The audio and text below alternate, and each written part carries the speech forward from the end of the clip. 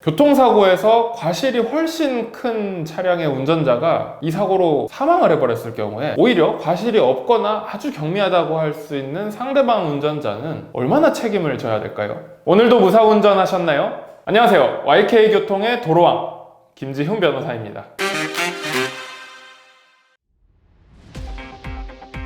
사거리 교차로에서 새벽 1시에 빗길 교통사고가 발생했어요. 화물차와 택시가 충돌한 사건이에요. 화물 트럭이 운행하던 방향에서는 시속 60km 정도 제한 속도였는데 이 화물차가 63km 정도로 달리고 있었고 신호는 황색 전멸등이었습니다. 황색 전멸등은 노란불이 깜빡깜빡 한다는 건데 도로교통법상 서행을 해서 차가 오는지 확인을 하고 진행해도 좋다 라는 의미입니다. 자, 그렇다면 택시기사가 운행하던 곳은 어땠을까요? 제한 시속 40km 정도의 도로였는데 이 택시는 43km 정도로 운행을 하고 있었고 신호는 빨간색 전멸등이었습니다. 즉 적색 전멸등이라는 것은 도로교통법상 일단 정지를 하고 그리고 차가 오는지 살핀 다음에 가도 좋다라는 의미입니다. 택시기사는 적색 전멸등 신호, 즉 멈춰야 되는데도 불구하고 그대로 교차로에 진입을 했어요. 심지어는 좌회전을 하려고 좌측 깜빡이를 살짝 틀었다가 교차로 한복판에서 왼쪽에서 달려오던 화물 트럭과 그대로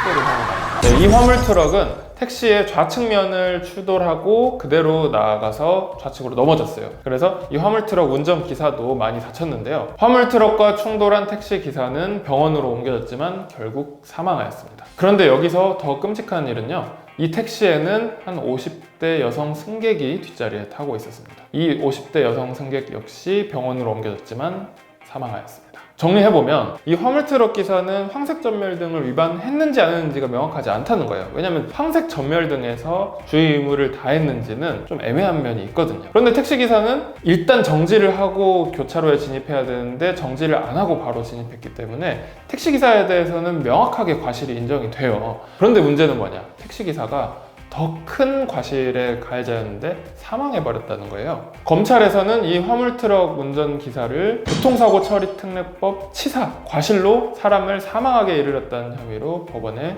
기소했습니다. 교특법 치사죄 법정형은 5년 이하의 금고 또는 2천만 원 이하의 벌금형입니다. 그런데 이 화물차 운전기사는 결국 법정에서 500만 원의 벌금형을 선고받았습니다. 첫 번째로는 화물트럭 운전자의 과실이 없거나 아주 경미하다는 점을 주장했습니다. 황색 전멸등에서 이 화물트럭 운전자가 주의 의무를 다했는지 안 했는지가 가장 큰 쟁점인데요. 일단 진입할 때 좌우를 살피고 들어갔고요. 실제 사고가 일어나기 직전에 이 트럭 운전사가 블랙박스를 보면 핸들을 왼쪽으로 꺾어서 사고를 피하려고 합니다. 그리고 속력도 이 화물트럭 운전자가 60km 시속 제한 구간에서 63km로 달렸다고 국가수 분석 결과가 나왔는데 이 분석 결과도 얼마든지 오차가 있을 수 있단 말이죠. 실제로 택시기사의 미터기에 기록된 시속과 국가수 분석 결과의 시속은 한 3-4km 정도 시속 차이가 있었습니다. 따라서 이 화물트럭 운전자도 실제로는 제한 속도보다 낮은 속도로 운행을 했을 수도 있다는 거죠. 이것만 보고 과속을 단정짓기에는 다소 무리가 있다라는 점이었습니다. 두 번째로는 상대방 과실이 압도적으로 크다는 것이었어요. 자, 아까도 말씀드렸지만 택시는 명백하게 빨간 전멸등 신호 위반을 했죠. 적색 전멸등에서 정지 의무를 지키지 않고 바로 교차로에 진입했기 때문에 택시 운전자의 과실이 굉장히 무겁다는 점을 강조했습니다. 마지막으로 택시기사와 그리고 유족에 대해서 모두 원만하게 합의금을 지급하고 형사 합의를 봤죠. 이런 점을 재판부에 적극적으로 피력했습니다. 이런 정확한 판례가 없었거든요. 이 사건과 아주 비슷한 형사사건 판례는 이제 없었지만 민사사건에서는 하급심 판례가 있었습니다. 그 하급심 판례에서는 운전자들의 과실 비율을 85대 15 정도로 제한을 했다고 하네요.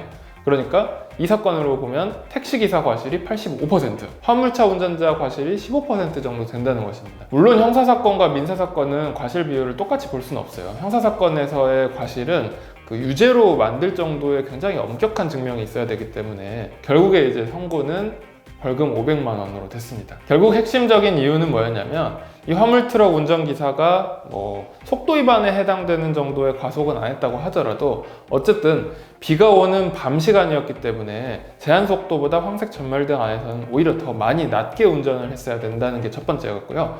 그리고 그 화물차 운전자는 적재량도 많고 화물차가 무겁기 때문에 제동거리가 길잖아요.